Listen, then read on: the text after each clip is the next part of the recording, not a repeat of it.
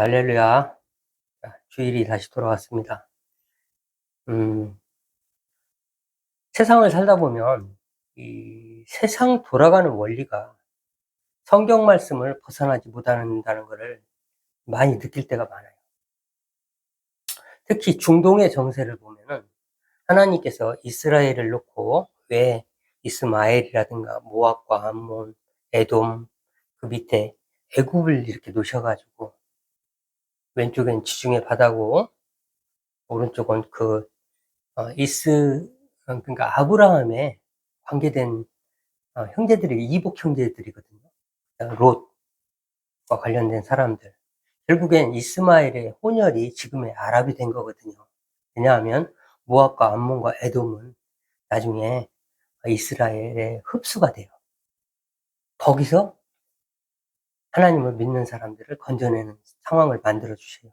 그게 말라기 이후에 예수님이 오시기까지 한 400년간 하나님께서 나타나시지 않는 침묵기가 있거든요. 그때 이루어져요. 지금 하마스하고 이스라엘과의 관계로 촉발된 그 아랍 전체, 그 다음에 이란과의 전쟁을 앞두고 있어요. 이런 걸 보면서 정말 창세기의 모양 그대로 우리가 살고 있구나라는 것을 느끼고 있어요. 왜냐하면 이란은 페르시아거든요. 고레스라는 사람이 세웠어요. 이 페르시아라는 제국을. 근데 고레스라는 사람이 공교롭게도 바벨론의 포로가 된 이스라엘 사람들을 풀어줘가지고 가서 성전을 지어라. 하나님이 내게 나타나셨다. 이렇게 꿈까지 얘기하면서. 그래서 그들의 그 유화적인 정책으로 말미암아 고레스라는 사람의 제2 성전이 지어지게 되거든요. 스룹바벨이 이제 데리고 와가지고 이스라엘 백성들을 끌고 와가지고 인도에 와가지고 제2 성전이 지어지게 되는데 그게 이란이에요. 이란이 원래 미국과도 친했고 이스라엘과 그렇게 유대인들과 아주 나쁜 관계가 아니었어요. 그런데 어느 순간 이제 이슬람 정권이 들어서면서 신정을 하면서 이렇게 세계 민주주의를 지향하는 국가들과 다 이제 원수가 되었지요. 그래서 테러를 하게 되는데 지리적으로 보면 하나님께서 요르단의 수도가 암만이거든요. 암몬, 모압과 암몬, 롯의 딸들이 낳은 롯의 자녀들이거든요. 예, 딸을 통해서 난 자녀죠. 아들에 의해서. 딸을 통해서 난 아들에 의해서. 시간이 지나면서 민족이 된 게 모압과 암몬인데 그 두 민족이 이제 합쳐져 가지고 요르단이 된 거예요. 지금의 오른쪽. 근데 창세기를 보면 창세기가 50장이잖아요. 세상을 창조한 게 50장이에요. 시내산에서 모세에게 하나님께서 불러주세요. 창세기를. 아담의 이야기를 어떻게 알아요? 모세가? 생각을 해보세요. 아담의 이야기를 모세가 어떻게 알아요? 노아 때 홍수로 세상을 멸하셔가지고 노아의 후손 셈, 함, 야벳 3형제에 의해서 새로운 세상이 시작됐는데 그 이전의 이야기는 구전 같은 거거든요. 그래서 메소포타미아 문명 이전에 수메르 문명이 있었는데 거기에는 조로아스터교라는 게 있어요. 우리 직원이 한 명 이렇게 물어보더라고요. 저한테 조로아스터교가 기독교의 기원이다 이런 얘기를 하길래 제가 거꾸로 생각해봐라. 결국엔 성경대로라면 노아의 후손인데 그게 구전이 안 됐겠느냐. 옛날에 이런 일이 있었다. 그게 이야기로 전래동화처럼 내려오지 않았겠냐. 그러다 보니까 그 어떤 종교가 생겨도 성경을 못 벗어난다. 홍수가 나오거든요. 조로아스터교에. 그래서 거꾸로 거기를 본따서 만든 게 기독교라고 하는데 거꾸로 얘기죠. 그게 사실이기 때문에 그런 종교가 파생된 거죠. 조로아스터교라는 게. 실제로 홍수라는 게 있었고 세상에 심판이라는 게 존재했었다는 증거이기도 하죠. 그래서 거꾸로 얘기하면 하나님께서 창세기를 모세에게 알려줘가지고 이렇게 율법만 준 게 아니라 시내산에서 오래 있었거든요. 그래서, 그래서 창세기에 쓰여진 대로 세상이 돌아가고 있구나. 조로아스터교는 거꾸로 그 창세기를 입증하는, 그런 일이 있었기 때문에 그런 종교가 생겨났구나. 그러다 보니까 하나님이 개입하셔서 그냥 말로만 듣던 이야기를 가지고 하나의 종교를 만들었는데, 조로아스터교라는 걸 만들었는데, 내가 주인공인 하나님이 직접 나타나셔가지고 유대를 통하여 진짜는 이거야 라고 하나님께서 알려주신 게 율법으로 시작된, 언약으로 시작된 우리 기독교가 아닌가 이렇게 생각이 됩니다. 하나님께서 선악과를, 에덴 동산에서 선악과를 놓으시고 그걸 먹지 말라고 그랬는데, 과연 선악과를 먹지 말라고 한 게 어떤 의미가 있을까요? 오늘 우리에게 어떤 의미가 있을까요? 아담에게 한 얘기가 나하고 무슨 상관이 있을까요? 오늘 하나님은 선악과를 그 에덴에만 심은 게 아니에요. 그 에덴이란 건 한 나무인데, 선악과란 한 나무인데 그 나무는 죄를 대표하는 거예요. 말하자면 뭐냐, 이렇게 이야기할 수 있을 것 같아요. 오늘 우리가 이 세상을 살아가지만 아담의 허리 아래에 씨가 있었기 때문에 나왔듯이, 오늘 우리가 지금 나타내어졌으나 지으신 바는 에덴의 아담의 허리 아래 지었기 때문에 오늘 우리가 있거든요. 그것과 마찬가지로 선악과도 하나의 씨예요. 죄에 대한 씨. 오늘 우리가 살아가지만 그 죄라는 것을 접하지 말라. 이건 죄야 라고 하나님께서 정의하신 거는 안 해야 돼요. 안 해야 돼요. 왜 그러냐면 우리에게는 죄를 이길 만한 능력이 없어요. 선악과가 나쁜 게 아니에요. 선악을 알게 하는 나무예요. 근데 선악을 알게 하는 나무, 선과 악을 알게 하는 나무를 먹지 말라 하신 이유가 하나님의 말씀을 거역한 게 죄잖아요.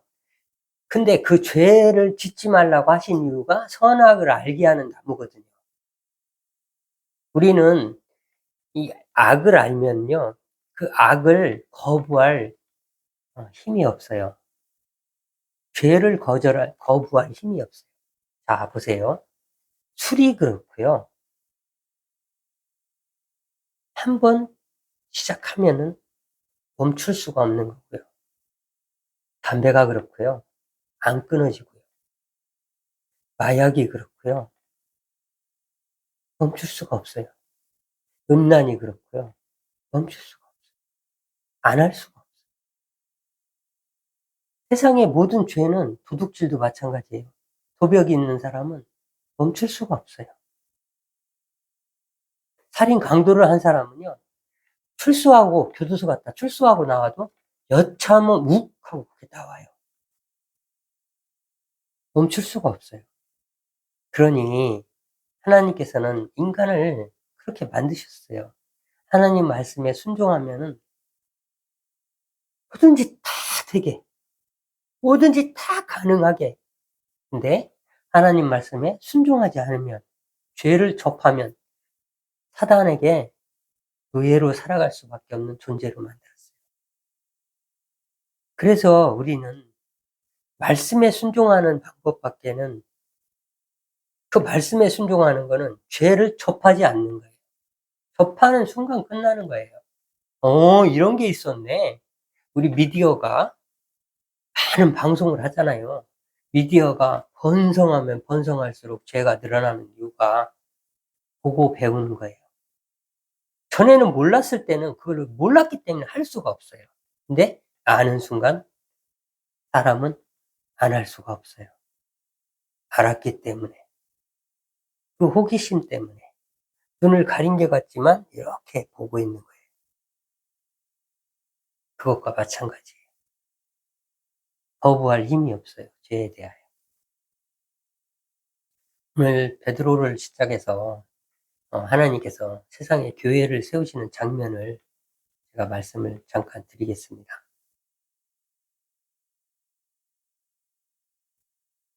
예수님은 12 제자를 세우셨다고 그랬잖아요. 근데 성경을 보면은 5명으로 시작해요. 5명과 2배에 가득하더라. 거기가 딱 시점이에요. 제자를 세우시는. 그리고 나를 따르라. 다 따라가요. 동업을 하던 안드레, 베드로, 야고보, 요한 4명이 있었고 거기 배에 함께 있었던 빌립이라는 사람이 있어요. 5명이 어부예요. 빌립이라는 사람을 부를 때 그 장면을 굳이 기록하진 않았지만 그 사람 어부예요. 5명의 어부와 2배에 가득하더라. 그 장면이 예수님의 시작이에요. 그게 오병이어예요.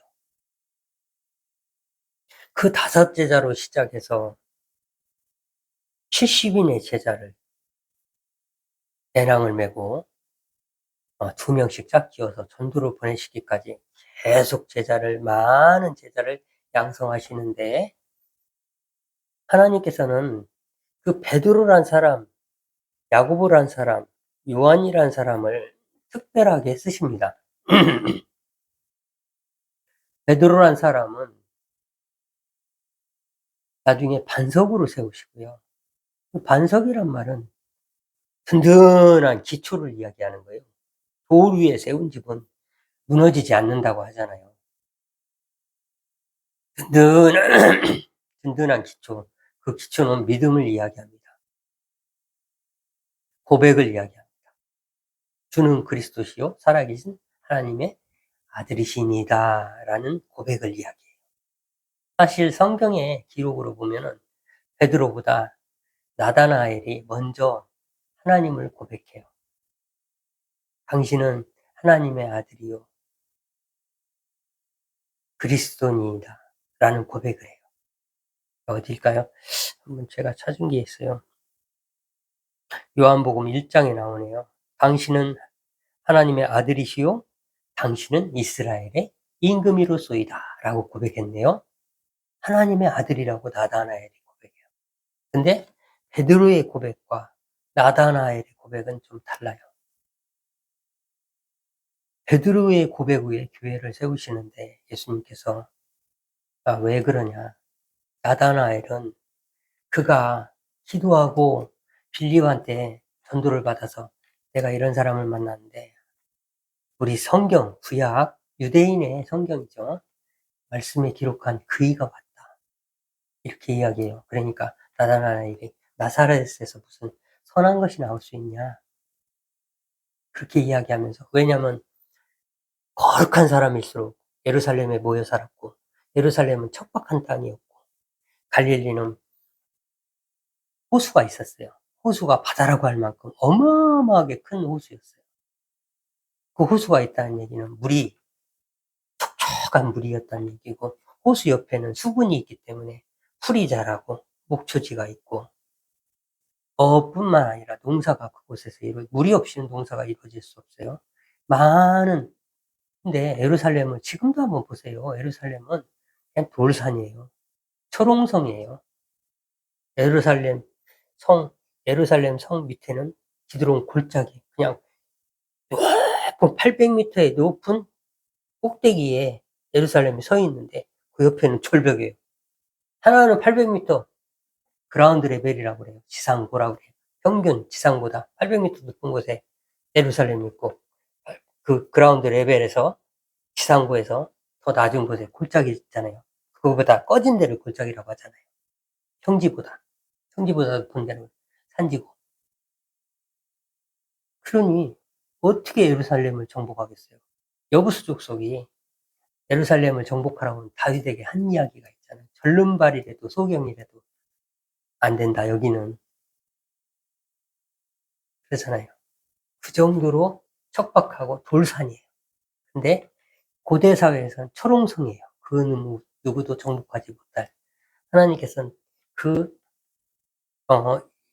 그 여호수아 때부터 정복 전쟁을 시작했잖아요. 다윗에 이르기까지 그 예루살렘만큼은 아무에게도 주지 않아요.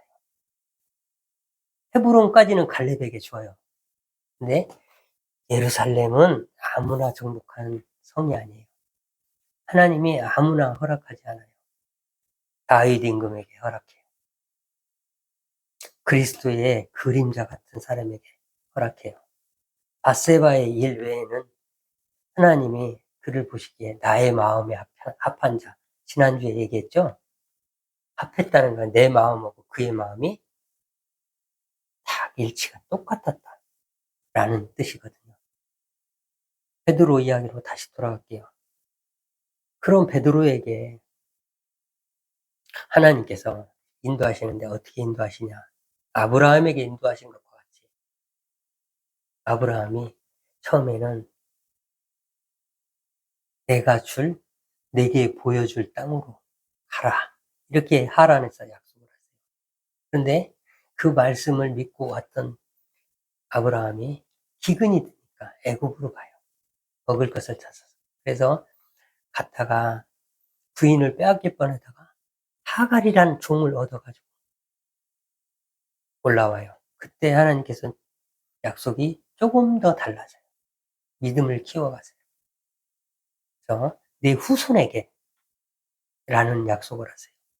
그리고 나서도 또 이제 여러 가지 또 한 번 이제 그런 일이 있고 부인을 빼앗길 뻔한 일이 있고 그다음에 급기야는 이제 어떤 결정적인 일이 있었냐면 조카 롯을 구하고 와요. 그리고 하나님의 예루살렘 왕을 이야기하거든요. 하늘나라의 제사장 멜기세덱을 만나서 그에게 제사를 드리고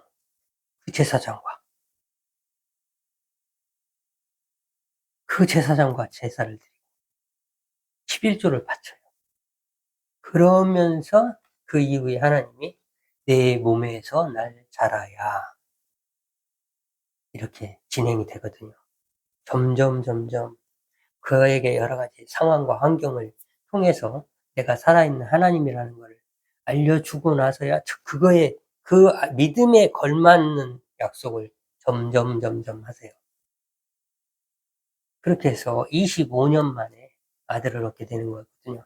장성한 믿음이 됐을 때, 성숙한 믿음이 됐을 때 아들을 바치라고 그래요. 왜? 복을 주시기 위해서. 그가 그것을 해낼 것을 하나님이 아심이 있거든요. 그래서 미리 아셔서 내가 이 오늘에 있기까지 하나님께서 이런 인도로 내가 여기까지 왔구나라는 고백을 할 줄 아는 사람에게 미리 아심으로 하나님께서 축복을 주기 위해서 여러 가지 시험도 하시고, 네, 상은 그 시험을 통과하는 사람에게 줘야 되기 때문에 하나님께서 그 시험을 통과할 만한 그릇이 됐다라는 걸 알 때 시험을 이길 만한 믿음을 보시고 그 이길 만한 시험을 주셔서 시험을 통과하게 하시고, 이길 만한 시험이니까 통과하죠. 이길 만한 시험을 주니까 그 믿음을 보시고, 그래서 그 시험을 통과한 사람에게 큰 상금을 베풀어 주시고 또 시험을 주시고, 이길 만한 시험. 당연히 통과하죠. 이길 만한 시험이니까. 하나님이 그 양을 아니까, 믿음의 양을. 또 통과하면 더 큰 상급을 주시고 더 큰 상급. 그래서 하나님 앞에 서는 날까지 지난 날을 돌아보면서 하나님의 이러한 인도로 내가 오늘날까지 왔구나라는 겸손한 고백을 하는 게 주의 은혜였습니다. 다 은혜였습니다. 이런 거거든요.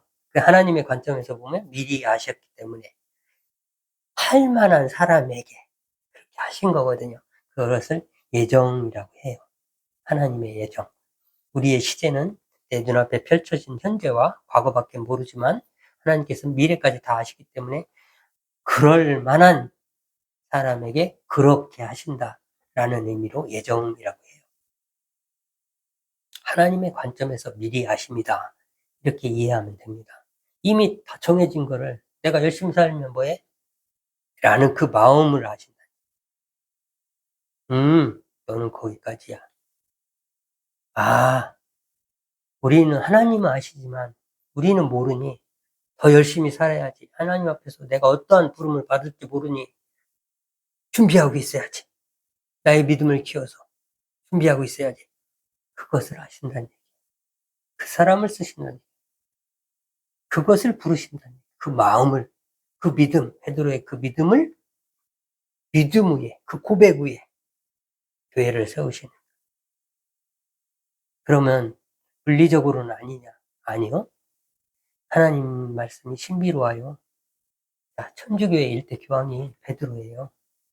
근데 나중에 베드로의 무덤이 어디서 발견됐어요? 성 베드로 성당 밑 바티칸 아래. 베드로 성당이란 말 자체가 그런 의미가 있어요. 그 믿음 위에 세웠다는 건데 실제로 그 사람의 시체도 무덤도 거기서 그 바티칸 아래에서 발견이 됐어요. 육신으로도 그렇고 영적으로도 그렇고 하나님은 다 이루어 가세요. 왜? 왜 그래야 되냐? 앞으로 후세들에게 믿는 하나님의 일하심을 보고 믿는 사람들은 그것을 보고서 찾아내서 하나님은 살아계시네. 왜? 보려고 하는 사람에게만 그건 보여요. 사람은 내가 보려고 하는 것밖에 안 보여요. 내 마음에 없는 거는 안 보여요. 여행을 가도 아는 만큼 보인다라고 그러잖아요. 내가 먼저 여기에 대해서 내가 갈 여행지에 대해서 미리 한번 본 사람은 이게 그거네 하고 알게 돼요. 근데 그 유서 깊은 곳은 유래가 있거든요. 그걸 모르는 사람은 그게 안 보여요. 그래서 하나님은 찾는 자에게 나타나셔요. 반드시 베드로의 고백 위에 교회를 세우신 것처럼 찾는 자들에게 하나님은 상황들을 만들어 가셔요. 반드시 찾아지게 만들어요. 찾는 자들에게 나타나십니다. 베드로의 장모의 열병, 그 다음에 순서가 있어요. 모세에게 했듯이 아브라함에게 아까 믿음의 장성한 분량이 되기까지 점점 그 하나님의 약속을 구체화한 것처럼 상황에 따라서 베드로를 이끌어 가세요. 어떻게 이끌어 가냐? 처음에는 베드로의 장모가 열병에 걸려요. 베드로는 기혼자였어요. 그러니 예수님을 따라다니는 게 쉽지도 않을 뿐더러 처자식을 버려두고 다녀야 되는 상황. 아무리 구세주라고 해도 쉬운 게 아니잖아요. 그래서 가족들이 안심할 수 있도록 하나님께서 먼저 장모의 열병을 고쳐주세요. 고대에서는 페니실린이 나오기 전까지는 사람의 죽음은 다 열병이에요. 열을 다스리지 못하면 죽어요. 열이 난다는 건 몸에 이상이 있다는 거예요. 몸에 이상이 있으면 사람은 열이 나요. 염증이 생기면 열이 나요. 모세가 시내산에서 가시떨기 나무 아래에서 하나님을 뵙고 가시떨기 불꽃에서 하나님을 만나고 애굽으로 가라고 하는 바로에게로 가라고 하는 명을 받고서 미디안으로 가요. 자기 부인 십보라와 두 아들이 있는 곳으로 가요. 그래서 거기에서 십보라에게 모세를 갑자기 죽이려고 했다. 그런 이야기, 뜬금없는 이야기가 등장하거든요. 다 열이에요. 갑자기 고열이 나고 막 눈이 뒤집어지고 열이 심하게 나면 거품 나고 입에서 거품 나고 저희는 60년대생이라 그거를 다 봤어요. 열이란 게 얼마나 무서운 건지 다 보고 자란 세대예요. 지금은 약이 흔해졌잖아요. 막 진통제니 예전에는 약이 귀했어요. 그러니 고대 사회는 어떻겠어요? 열 나면은 열 못 내리면 죽는 거예요. 그래서 열에 대해서 이야기했나요? 그래서 하나님이 살아계신 것을 보여주고 나서 모세가 가도 당신 가라. 하나님이 가족들한테 내가 살아있다는 걸 보여주는 거예요. 먼저. 그래서 가족들이 다 안심이 되게. 일을 해도 거뜬하게 다른 데 생각 안 하고 가족 걱정 안 하고 전념할 수 있도록 하나님께서 만들어 주신 거예요. 장모의 열병도 마찬가지예요. 베드로의 장모의 열병 하나님께서 낫게 해 주셔 가지고 그 가족들도 하나님이 살아계시네. 장모님이 사위 어디 갔나? 김서방 어디 갔나? 지금 누구 따라다니고 있대요. 이게 미쳤지, 지금, 어? 아니, 이게 지금 뭔 일이야? 어? 자기 부인하고 처자식은 팽개치고 누굴 따라다닌다는 거야? 지금 미쳤네. 다단계에 빠졌네. 라는 것과 마찬가지거든요. 근데 그들을 먼저 안심시키고 베드로가 예수님만 집중할 수 있도록 예수님이 만들어 가세요. 두 번째는 오병이어의 기적을 보이시고 바로 직후에 게네사렛이라는 동네로 가는데 먼저 가라고 그래요. 배를 타고 가야 돼요. 예수님이 이방 땅에 전도를 많이 하세요. 그래서 훗날 하나님 예수님이 부활하셨다는 말을 유대인들은 못 믿지만 예수님의 기적을 본 사람들은 다 믿어요. 예? 다 믿어요. 예수님의 전도의 초석을 다 닦아놨기 때문에. 네. 죽은 자를 몇 명 살리거든요. 자, 지금은 죽은 자는 아니지만 이제 또 다음 장면이 나와요. 그래서 게네사렛 지방으로 배를 타고 건너가는데 갈릴리 호수 이방 땅으로 건너가는데 예수님이 건너갈 때 풍랑을 만나게 돼요.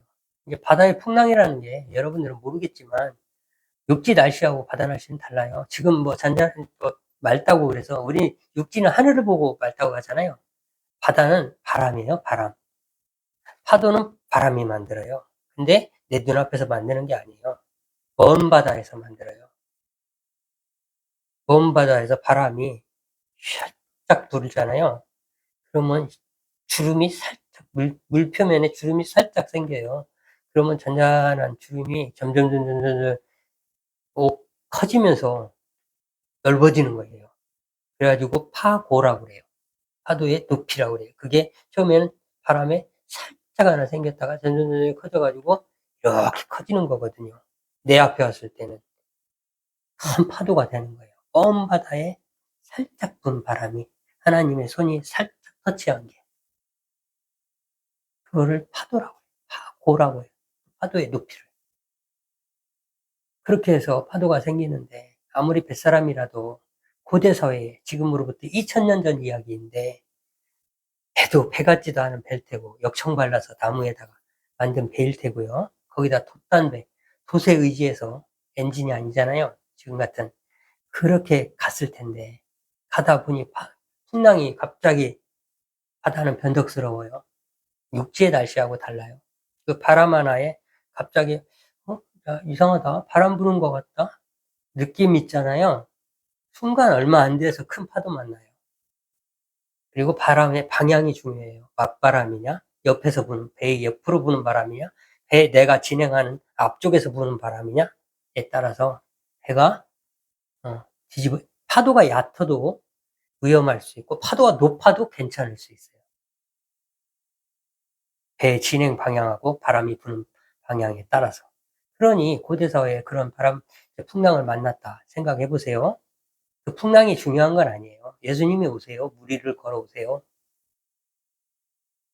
갑자기 그걸 하시려고 니네 먼저 가라고 하신 거예요. 그래서 베드로가 나도 걷게 하옵소서 해가지고 그래 걸어와라 하니까 바다 위를 걸어요.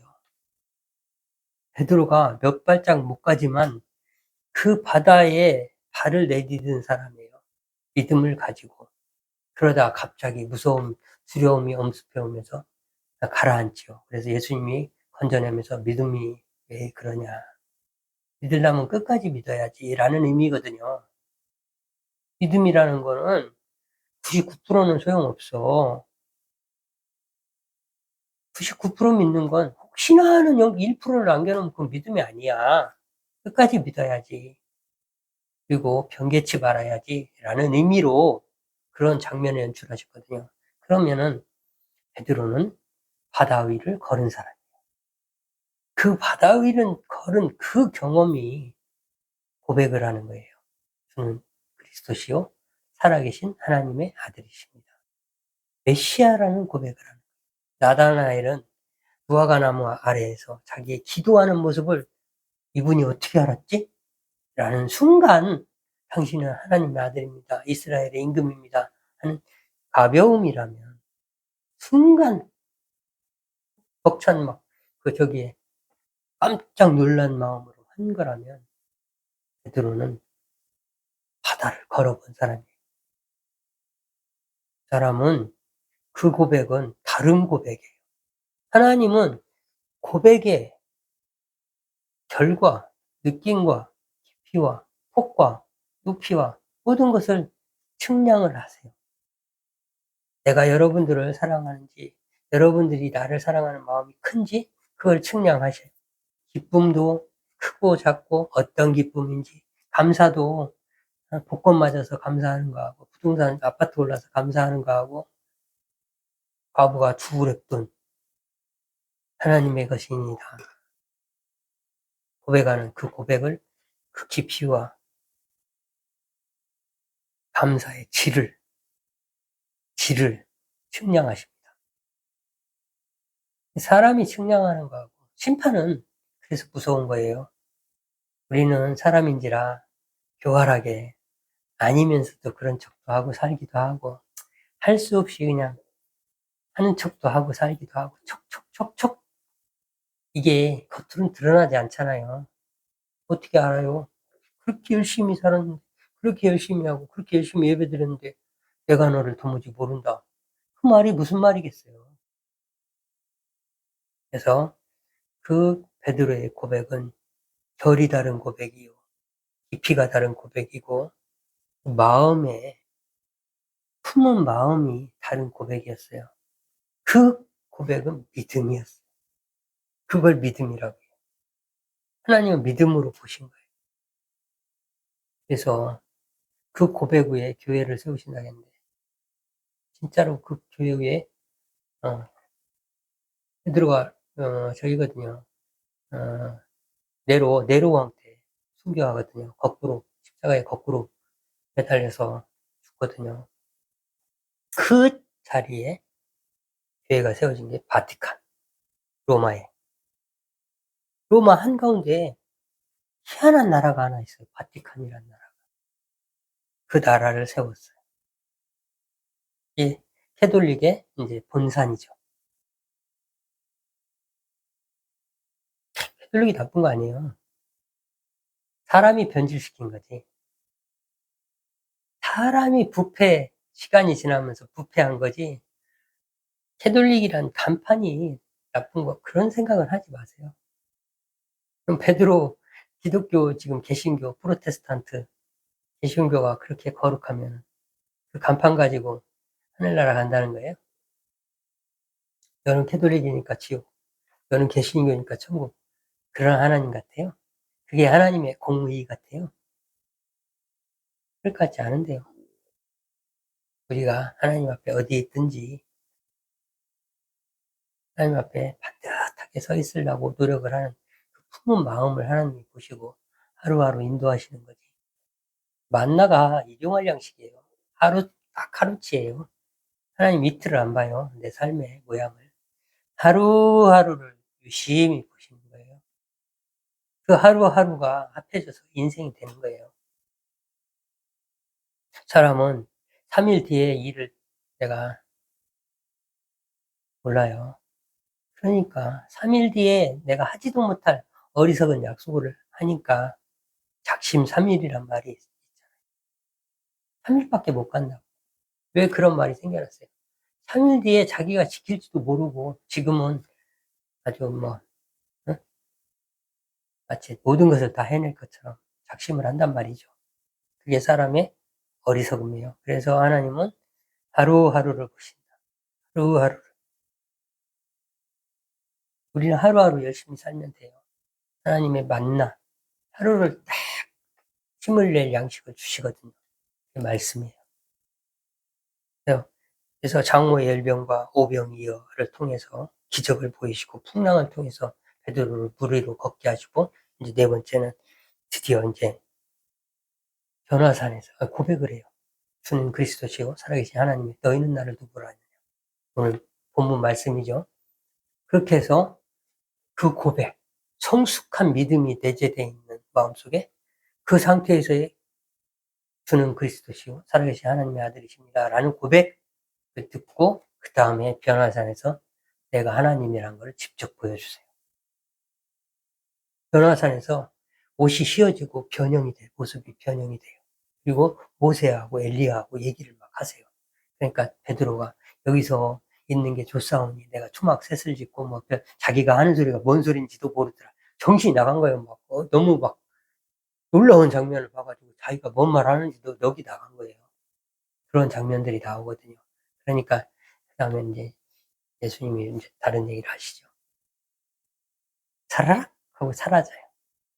하나님은 사라지고 목소리만 들리고 이는 내 아들이니 사랑하는 아들이니 너희들은 이 말을 들으라 하고서 눈을 듣는 동안에 눈을 떠보니까 예수님밖에 없는 거라 싹 사라지죠. 네, 그런 장면이 연출돼요. 그래서 베드로는 거기서 예수님께서 얘기하지 말라고 그래요. 왜 그러냐면 병을 고치고도 얘기하지 말라는 장면이 몇 번 나와요. 왜? 난 병 고치려고만 따라다니니까.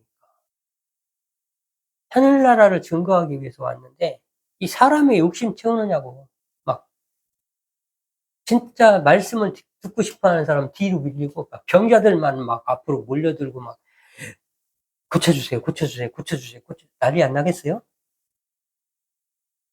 그러니까 얘기하지 말란 거예요. 할 사람만 하고 그 할 사람을 하는 이유가 그 기적을 통해서 하늘나라를 증거하고 싶어 가지고 예수님 하시는데 맨 병자만 몰려들 거니까.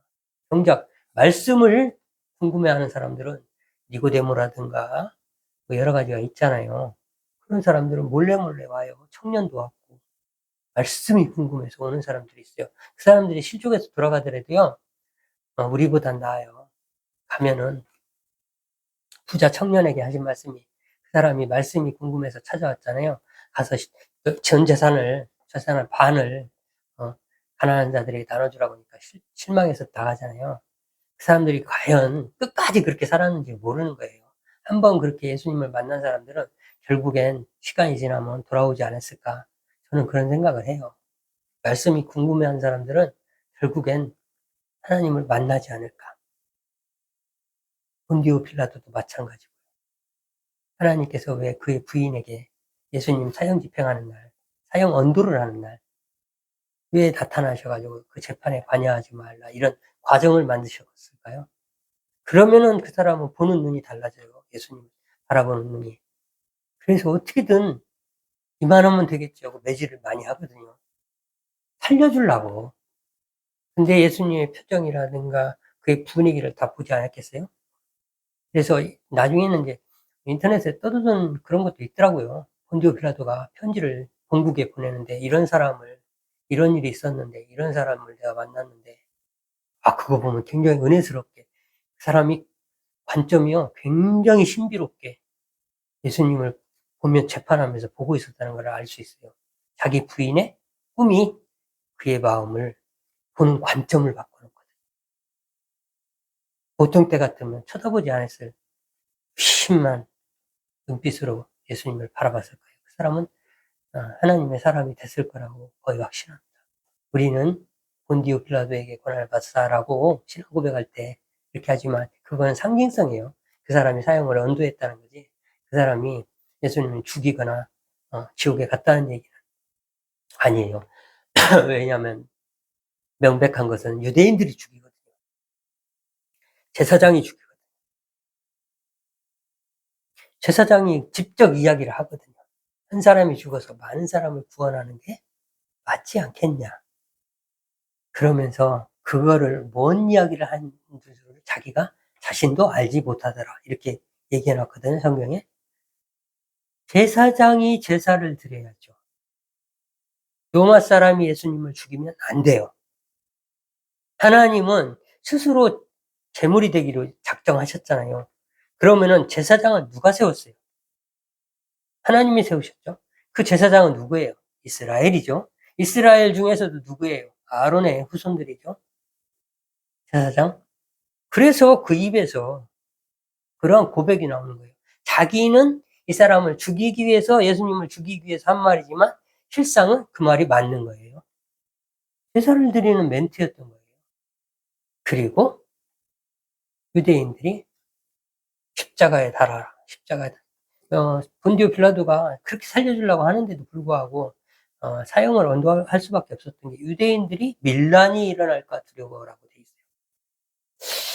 시간이 많이 됐네요. 밀란이 일어날까 두려워. 밀란이 일어날까 봐 예수님 할 수 없이 십자가에 내어주거든요. 그래서 예수님 제사를 하나님이 직접 드리세요. 제 이스라엘이라는 제사장 나라를 통해서. 그래서 로마인 죽이면 안 되는 거예요. 자, 마지막으로 변화산에서 그렇게 예수님의 진정한 모습을 보여줘요. 장모의 10병, 그 다음에 오병이어. 오병이어 아까 말씀드렸죠.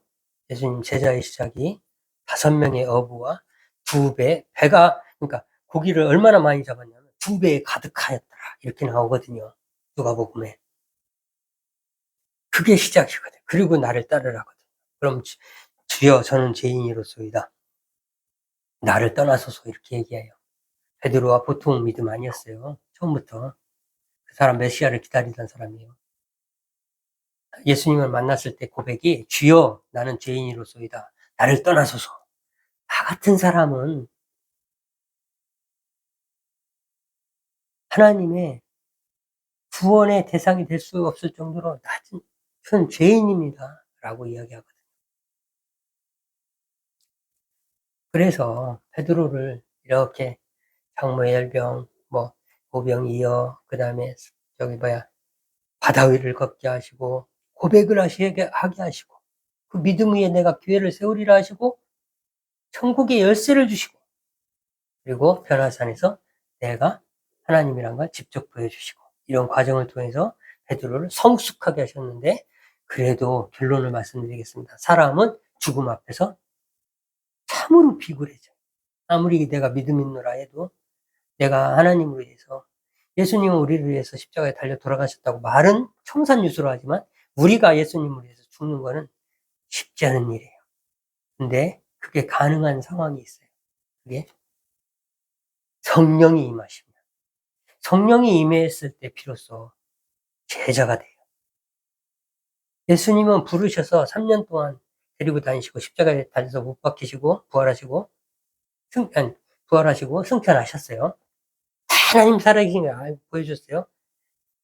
그때 예수님이 돌아가신 날로부터 50일 오순절 마가의 다락방에서 성령이 임했을 때 그때 비로소 진짜 제자가 돼요.